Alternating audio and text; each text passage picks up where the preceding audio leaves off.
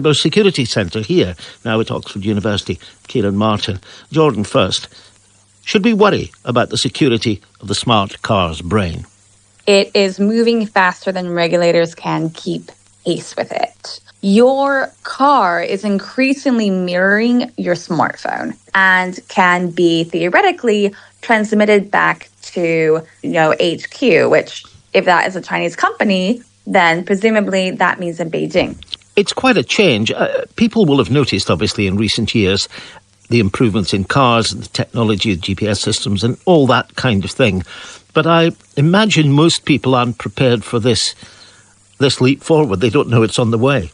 No, exactly. And for consumers, this also happens so seamlessly, where it started as you have a computer panel in your car. And before, that wasn't actually connected to your phone.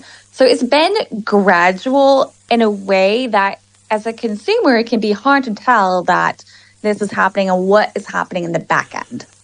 As a consumer, it's hard to tell. Kieran Martin, from your position as your former chief executive at the National Cybersecurity Centre, the concerns for government are pretty obvious, aren't they?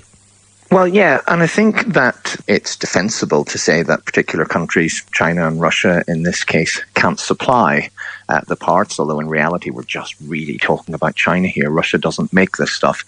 My concern would be, though, that we're not paying enough attention to the overall safety and security of the cars wherever the components are built, because history shows that a lot of the more successful cyber operations against us have come from technology that we've built ourselves rather than technology that potentially hostile states have built. Jordan, I was in the States the other week and was startled to see pulling up beside me at a red light a car without a driver and a passenger in the back, and it was one of those things rather like Uber that you simply hire. It turns up at your front door, there is no driver, it takes you to your destination, no driver appears at any point, you just get in, you get out. I don't know if you say thank you or not, but anyway, how safe are these things? They're springing up in American cities all over the place, aren't they?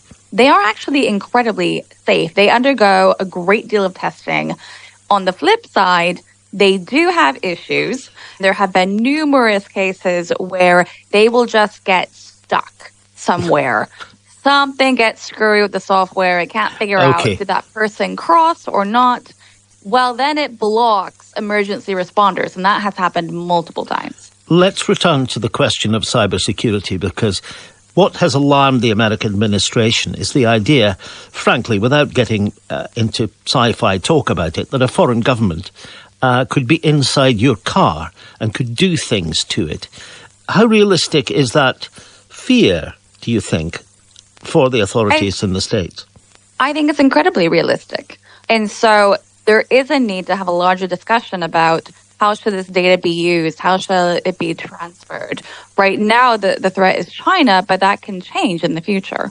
There is the spying threat, but I mean, the biggest Chinese strategic spying operation against the US in recent years was done via Microsoft, not via any of their own software suppliers. And then if you think back to early summer and the CrowdStrike outage, when lots of services didn't work because of an accident relating to a Western company, what you have to make sure is you've built cars that if there is some sort of accident or a hack, that you're not suddenly having cars stopping at intersections, as Jordan said, as a result of that, or even worse, driving into walls or off the road. And that's a choice. That's a choice for regulators. That's a choice for policymakers.